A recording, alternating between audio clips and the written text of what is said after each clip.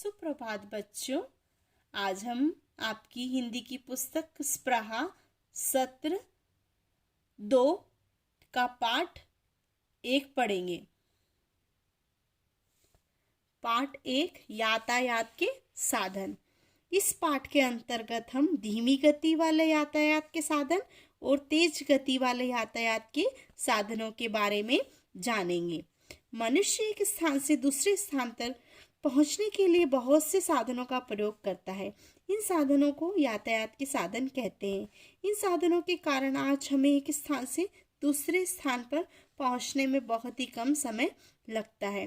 पुराने समय में यातायात के साधन नहीं थे, मनुष्य पैदल ही चलता था। कुछ समय बाद उसने पहिए का आविष्कार किया। पहिए की सहायता से मनुष्य भारी सामान को एक स्थान से दूसरे स्थान तक ले जाने लगा। धीरे धीरे यातायात के अन्य साधनों का विकास भी हुआ। क्या आप जानते हैं कि मनुष्य एक स्थान से दूसरे स्थान पर पहुंचने के लिए बहुत से साधनों का उपयोग करता है और इन्हीं साधनों को हम यातायात के साधन कहते हैं।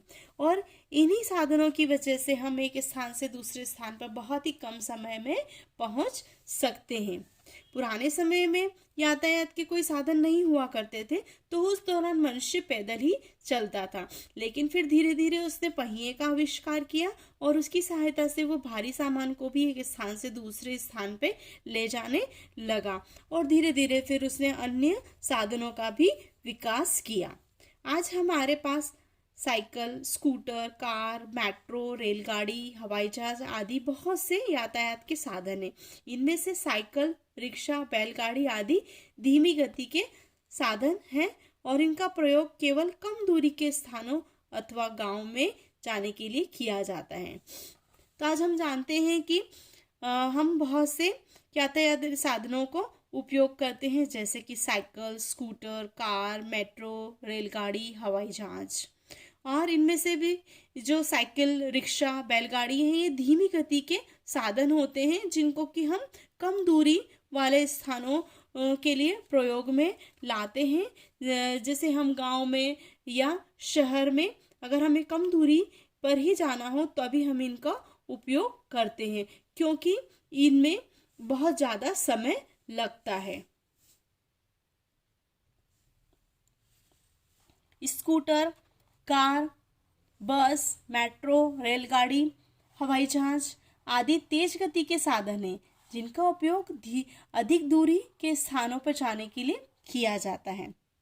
जैसे आप यहाँ चित्र में देख सकते हैं कि स्कूटर, कार और बस, ये इसके अलावा रेलगाड़ी, मेट्रो, हवाई जहाज, ये सारे तेज गति के साधन हैं और इनका उपयोग हम अधिक दूरी के स्थानों पर जाने के लिए करते हैं ताकि हम कम समय में जल्दी ही पहुंच जाएं। स्कूटर या कार होने से हम अपने व्यक्तिगत काम बड़ी ही आसानी से कम समय में पूरा कर लेते हैं। बस, मेट्रो, रेलगाड़ी, हवाई जहाज और पानी का जहाज सार्वजनिक यातायात के साधन हैं। इसमें बहुत से लोग एक साथ यात्रा करते हैं। मेट्रो रेल एक वातानुकूल साधन है जिसकी सहायता से लोग शहर के अंदर एक जगह से दूसरी जगह जाते हैं। तो हम जानते हैं कि स्कूटर और कार व्यक्तिगत साधन में आती हैं और इससे हम आसानी से कम समय में एक स्थान से दूसरे स्थान पे जा सकते हैं। वैसे ही बस, मेट्रो, रेलगाड़ी, हवाई जहाज और पानी का जहाज है, ये सार्वजनिक यातायात के साधन है जिसमें बहुत सारे लोग बैठते हैं और यात्रा करते हैं।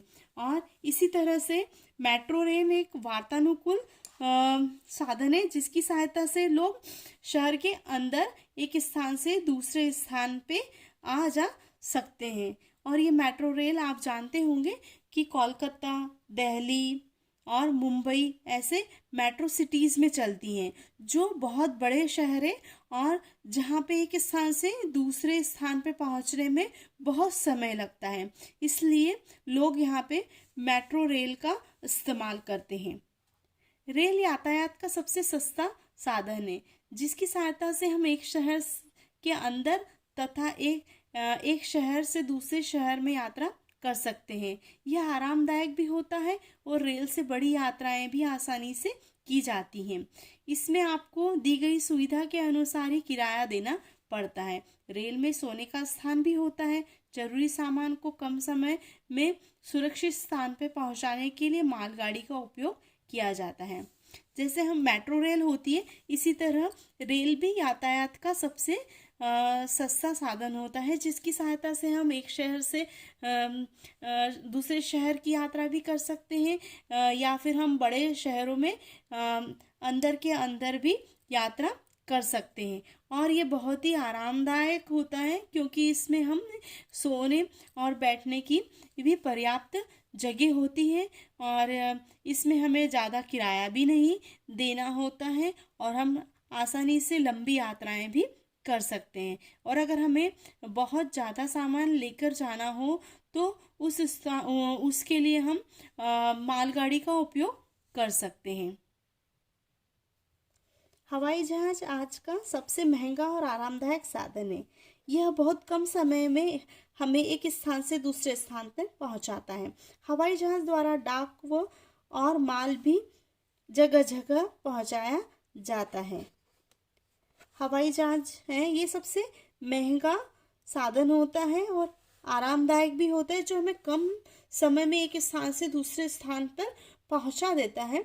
और इसके द्वारा अगर हमें बहुत से ऐसे देश भी होते हैं जो हमारे देश से बहुत ज़्यादा दूरी पर है, उन्हें ये डाक और माल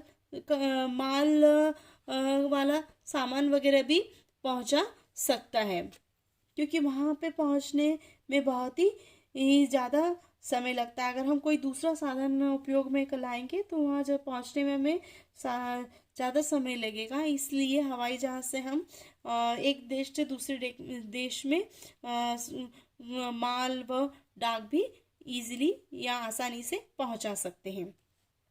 पानी का जहाज माल ढोने और यात्रा करने में एक और साधन है। पानी का वह जहाज जिसमें घर जैसी सुख सुविधाएं उपलब्ध होती हैं क्रूज कहलाता है। आजकल पर्यटन में क्रूज बहुत प्रचलित है।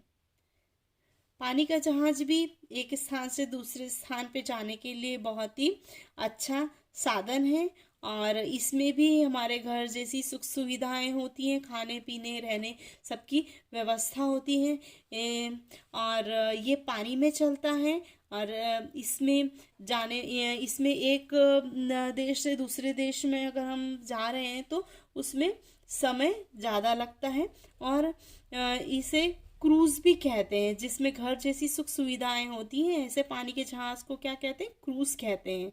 और आजकल क्रूज में बहुत ज़्यादा लोगों को बहुत ज़्यादा क्रूज है वो प्रचलित हो गया है, इसलिए इसे पर्यटन के उद्देश्य से भी कार्य में लिया जाता है। इस पार्ट में हमने क्या सीखा? हमने ये सीखा कि यातायात हमारे जीवन को गतिमय, आधुनिक और सरल बनाता है। इसकी सहायता से हम एक स्थान से दूसरे स्थान पे बहुत ही जल्द पहुंच सकते हैं। इस पाठ में हमने कुछ शब्दार्थ भी जाने हैं, जैसे यातायात का अर्थ होता है आना और जाना। साधन का अर्थ होता है सामान। आविष्कार का अर्थ होता है खोज। व्यक्तिगत का अर्थ होता है एक व्यक्ति का अपना या निजी। और क्रूज का अर्थ होता है पर्यटकों को घर जैसी सुख सुविधा देने वाला पानी का जहाज।